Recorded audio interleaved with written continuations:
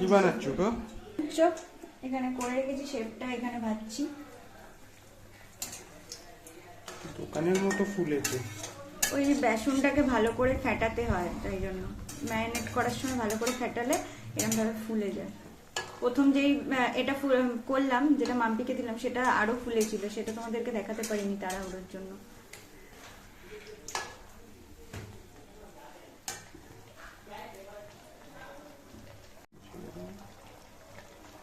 দোকানের মতো ফুলেছে।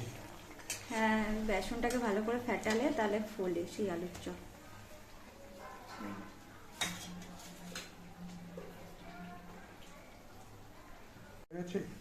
হ্যাঁ, সবকটা ভাজা কমপ্লিট। আর এখানে আরেকটা হচ্ছে, এটা দেখো